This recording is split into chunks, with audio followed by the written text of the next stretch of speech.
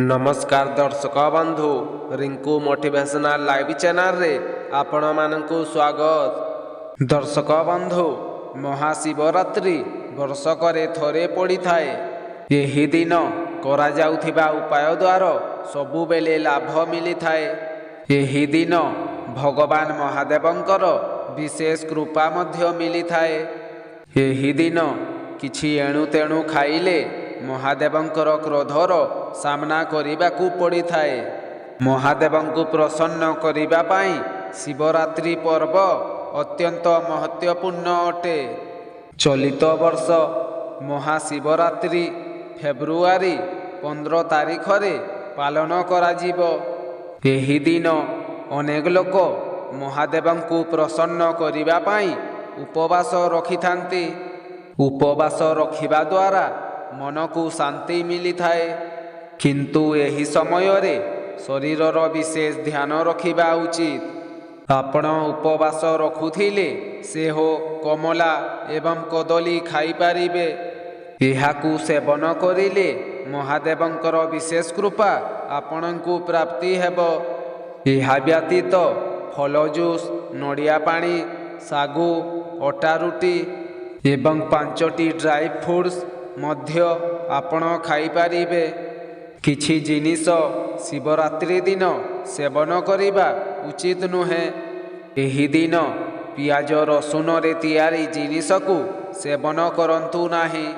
एहा द्वारा एसिडिटी एवं बदहजमी भली समस्या होई पारे। एही शिवरात्रि दिन धला लुण बदलरे सिंधा लुणर सेवन करंतु। एही दिन अधिक मात्रा रे चा एवं कॉफी पियंतु नाही। किछि एभली जिनिस अछि जहाकू शिवरात्रि दिन शिवलिंग उपरे चढ़ा जिबा उचित, जहा द्वारा आपणकर मनस्कामना बहुत जल्दी पूरण होई जिवो। महादेवंक पूजारे भस्मर प्रयोग करिबा अत्यंत उपकारी अटे। महादेवंकु भस्म अत्यंत प्रिय होई थाए। जदि आपण शिवरात्रि दिन शिवलिंगरे भस्म चढ़ाई दियंती तेबे आपणकर समस्त मनस्कामना पूर्ण होई जिवो। शिवरात्रि दिन महादेवंकु बेलपत्र चढ़ाइबा मध्य अत्यंत लाभ होई थाए। महादेवंकु बेलपत्र अर्पण कले वास्तुदोष मध्य दूर होई थाए एवं घरकू सुख शांति मध्य आसी थाए।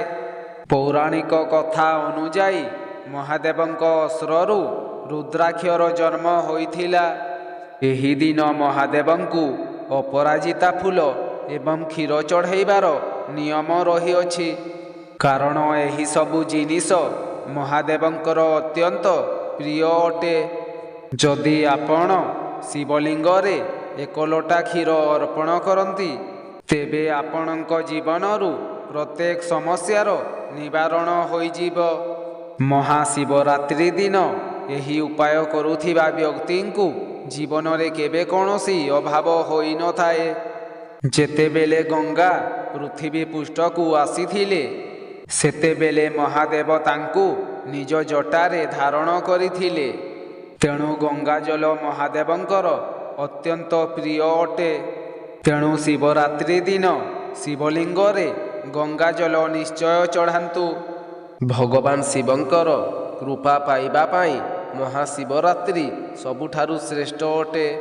महाशिवरात्रि रे भगवान शिवंकर पूजा आराधना करा जाए। एही पूजारे नवग्रह देवता मध्य प्रसन्न हुअंती। एही व्रत कले समस्त मनस्कामना पूर्ण हुए, पापरु मुक्ति मिले एवं आत्मा शुद्ध होई जाए।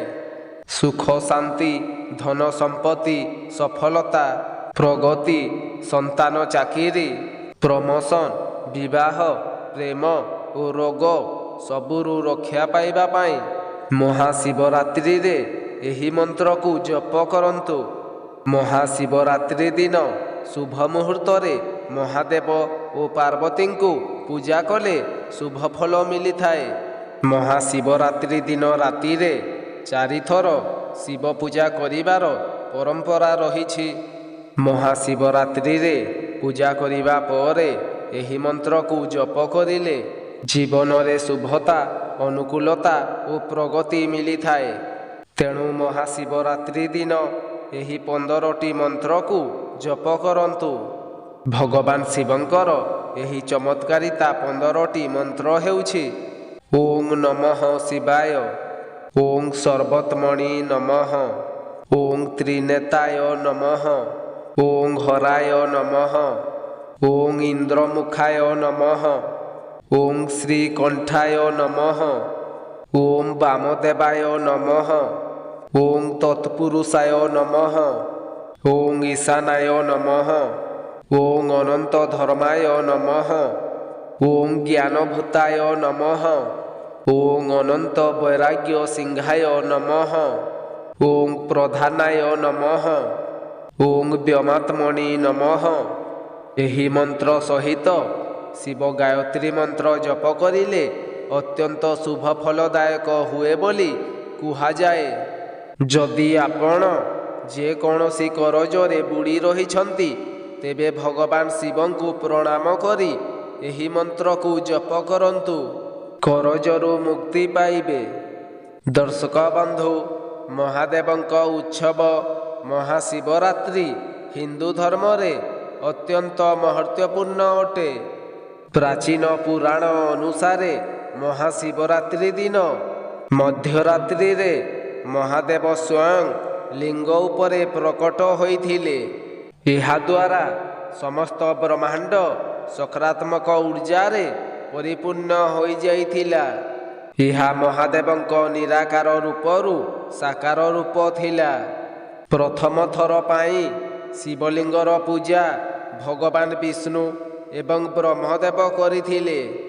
ହିନ୍ଦୁ ଧର୍ମରେ ପ୍ରାୟତଃ ବ୍ୟକ୍ତି ଏହି ମହାଶିବରାତ୍ରିରେ ଉପବାସ ଓ ବ୍ରତ କରନ୍ତି। ଏହାଦ୍ୱାରା ମହାଦେବ ପ୍ରସନ୍ନ ମଧ୍ୟ ହୋଇଥାନ୍ତି। ମହାଦେବ ନିଜ ଭକ୍ତଙ୍କ ଉପରେ ଯେତେ ଶୀଘ୍ର ପ୍ରସନ୍ନ ହୁଅନ୍ତି ସେତେ ଶୀଘ୍ର କ୍ରୋଧିତ ମଧ୍ୟ ହୁଅନ୍ତି। ରୁଷ୍ଟ ହେବା ସତ୍ତ୍ୱେ ମହାଦେବ ନିଜ ଭକ୍ତଙ୍କୁ କୌଣସି କଷ୍ଟ ପହଞ୍ଚାନ୍ତି ନାହିଁ। କିନ୍ତୁ ଭକ୍ତର ଏହା କର୍ତ୍ତବ୍ୟ ରହିଛି ଯେ ଏପରି କୌଣସି କାର୍ଯ୍ୟ ନ କରୁ ଯାହାଦ୍ୱାରା ମହାଦେବ ରୁଷ୍ଟ ହୋଇଯିବେ। ତେବେ ଦର୍ଶକ ବନ୍ଧୁ, ଜ୍ୟୋତିଷ ଶାସ୍ତ୍ର ଅନୁସାରେ ଏଭଳି 7ଟି ଜିନିଷ ରହିଛି ଯାହା ମହାଦେବଙ୍କ ପୂଜାରେ ବ୍ୟବହାର କରିବା ଆଦୌ ଉଚିତ ନୁହେଁ। ଏହାଦ୍ୱାରା ମହାଦେବ କ୍ରୋଧିତ ହୋଇଥାନ୍ତି।